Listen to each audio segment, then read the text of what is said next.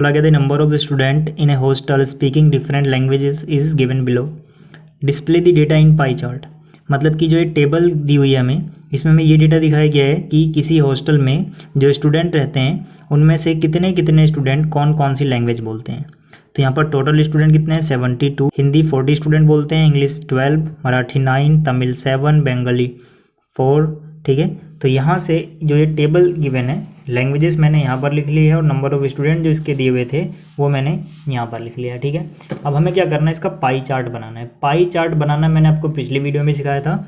उसके लिए सबसे पहले हमें सेंट्रल एंगल निकालना पड़ता है। सेंट्रल एंगल हम कैसे निकालते हैं, जिसका हम सेंट्रल एंगल निकाल रहे हैं वो उसका डेटा ऊपर, तो यहाँ पे नंबर ऑफ स्टूडेंट 40 है, इसका अगर मैं सेंट्रल एंगल निकालना चाहूँगा तो 40 ऊपर आएगा, डिवाइड बाई टोटल स्टूडेंट आएगा, और टोटल स्टूडेंट हमें कितना बताया है 72। यानी कि सबके नीचे पक्की बात है कितना आना है 72। और हम क्या निकाल रहे हैं, एंगल निकाल रहे हैं, तो टोटल एंगल यहाँ पर मल्टीप्लाई होगा।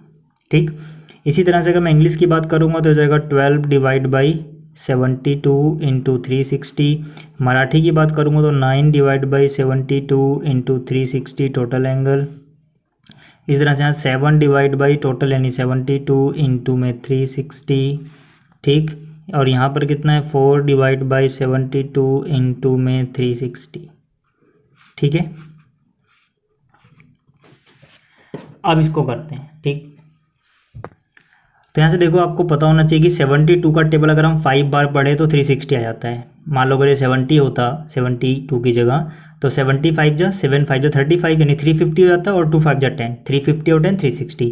मतलब इसका टेबल 5 बार जाएगा, तो 72 1 जा 72 5 जा 5 बार गया, और 4 5 जा 20, 1 0 तो 1 0 यानी 200 डिग्री आ गया।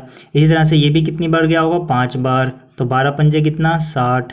ये भी कितनी बार गया 5 बार, तो 9 5 जा 45। ठीक, ये भी कितनी बार टेबल जाएगा 5 बार, 7 5 जा 35।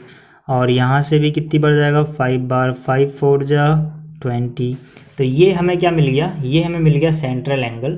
अब इसका पाई चार्ट कैसे बनाएंगे इसकी बात करते हैं। ठीक है, देखो मैंने आपको पिछली वीडियो में बताया था कि पाई चार्ट बनाने के लिए आप क्या करो, किसी भी रेडियस का पहले आप एक सर्कल बना लो। तो यहाँ पर देखो मैंने सर्कल बना लिया। ठीक है, अब सर्कल का जो सेंटर है उसे मार्क कर लो। अब फिर क्या करना है, हमें इसकी कोई सी भी एक रेडियस बना देनी है। ठीक है, कहीं पे भी बना दो। तो मैंने यहाँ से इसकी एक रेडियस बना दी। अब यहीं से हम एंगल बनाने शुरू करेंगे। ठीक है, डी की मदद से। अब देखो जो सबसे पहला एंगल आया था हिंदी का वो कितना था 200। ठीक है, यहाँ पे देख सकते हो जो हिंदी थी इसका जब एंगल आया था कितना 200 डिग्री। तो यहाँ पर हम क्या करेंगे, पहले 200 डिग्री का एंगल बनाएंगे। अगर मैं यहाँ पर इसका यूज़ करता हूँ तो इसमें जो एंगल है वो 180 तक ही जाता है। ठीक है, तो 180 से 20 और आगे जाना पड़ेगा। ठीक है, तो 180 आप कैसे बनाओगे, देखो आप सीधा सीधा डायमीटर बना दो। अगर मैं सीधा सीधा डायमीटर बना दूँ तो ये हो जाएगा 180। ठीक है, लेकिन मुझे 180 पे नहीं रुकना, मुझे आगे जाना है 120 तक। तो 180 में अगर मैं 20 जोड़ूंगा तो मुझे क्या मिल जाएगा 200, तो इसमें 20 और जोड़ दो। ठीक है, अब यहाँ पे आए हो, आप यहाँ से नापना चालू करना है। ठीक है, ये देखो इसके ऊपर मैंने रखा, इस तरफ वाले 0 से 20 तक आ जाओ, 20 तक लिया मैंने। ठीक है, ये हो गया 20। तो इसको मैं क्या करूँगा, इसको इससे जोड़ दूँगा। ठीक है, ये कितना हो जाएगा पूरा, यहाँ से लेके ये पूरा कितना हो जाएगा 200। अब देखो मुझे क्या चाहिए, पूरा 200 चाहिए। मतलब ये बीच वाली जो लाइन सेगमेंट मैंने खींचा ये मुझे नहीं चाहिए। ठीक है ना, क्योंकि मुझे पूरा 200 चाहिए था। तो बीच वाला मैंने सिर्फ इसलिए बनाया था ताकि मुझे पूरा 200 मिल सके। तो ये कितना बन गया 200 डिग्री। ये बनाना जरूरी इसलिए था तभी तो आप वहाँ से 20 नापते। ठीक है, तो ये हो गया 200। और ये किसका है, ये है हिंदी का। तो यहाँ पे आप लिख सकते हो हिंदी। ठीक है, मैं यहाँ पर पेन का यूज़ कर रहा हूँ, आप पेंसिल से ही बनाना। मैं पेन से इसलिए बना रहा हूँ ताकि इस कैमरे में अच्छे से दिखाई दे आपको। ठीक है, अब देखो इसके बाद जो एंगल है वो है इंग्लिश का 60 डिग्री। यहाँ पे आप देख सकते हो। उसके बाद 45 फिर 35 फिर 20। तो यहाँ पर पहले 60 डिग्री बनाते हैं। 60 डिग्री बनाने के लिए क्या करेंगे, हम इसको यहाँ पर रखेंगे। ठीक है, और अब ये वाला लेना है आपको। ठीक है, क्योंकि हम इधर से चल रहे हैं, इस तरफ से इस तरफ आए हम। तो यहाँ से 60 बनाना है। ठीक है, तो यहाँ से देखो 0 ये रहा, 60 यहाँ पर आया। तो इसको आप इससे एक पॉइंट बनाओगे और फिर ज्वाइन कर दोगे इसको। ठीक है, आगे तक नहीं बनाना है, बस सर्कल की सरकमफ्रेंस तक जाना है। तो ये कितने का बन गया 60। और ये किसका था, ये था इंग्लिश का। तो यहाँ पे आप लिख दो इंग्लिश। अब 60 के बाद कितना 45 बनाना है। तो हम क्या करेंगे, फिर से 45 देखते हैं यहाँ से। ठीक है, तो यहाँ से देखो 45 कितना 40 50 इसके बीच में क्या ये 45 आया।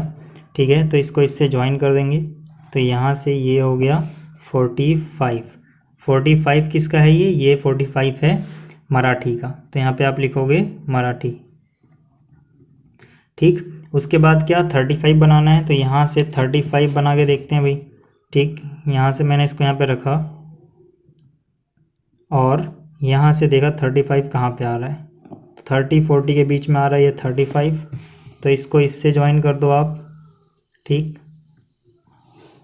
और यहीं पे रुक जाओ, तो ये कितना आया, ये आया 35। अब ये जो 35 है किसका है, तमिल का, तो यहाँ पे आप लिखोगे तमिल।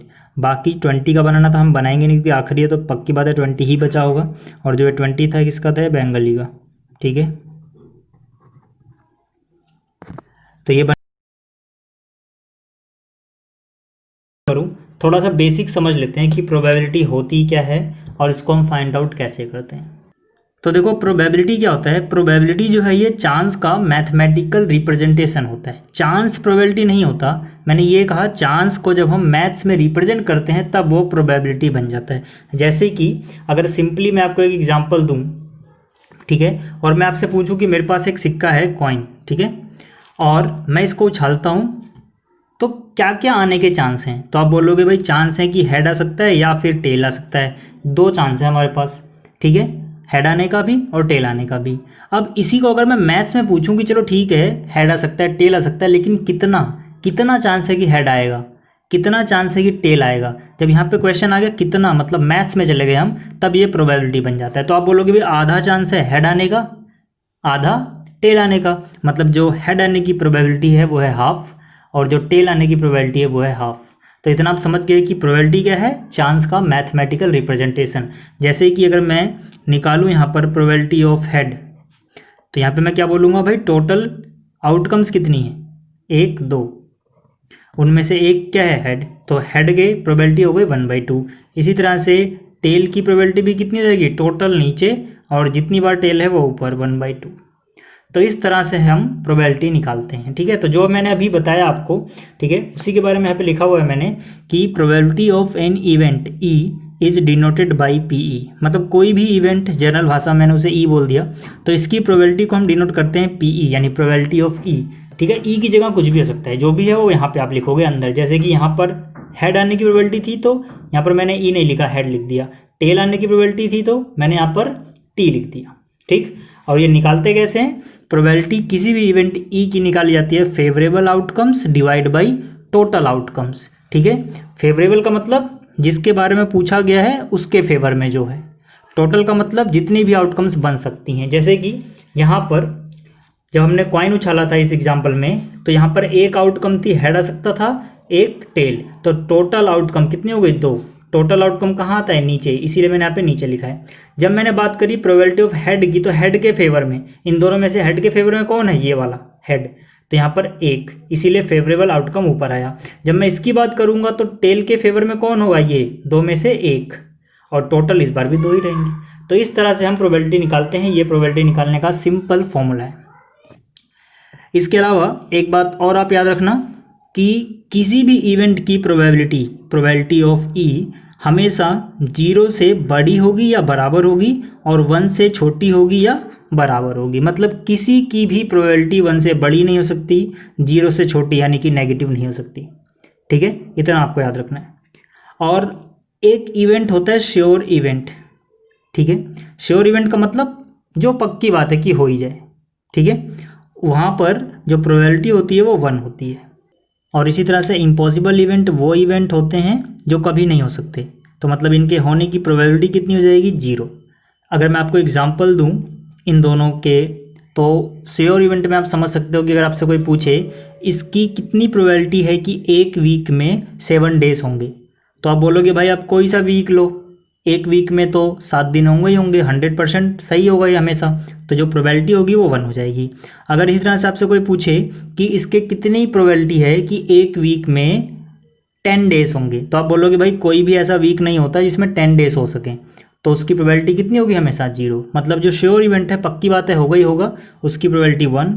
जो इम्पॉसिबल इवेंट है पक्की बात है हो ही नहीं सकता, उसकी प्रोबेबिलिटी 0। तो इतना आपको समझ में आ गया होगा। अब क्वेश्चंस की बात करते हैं।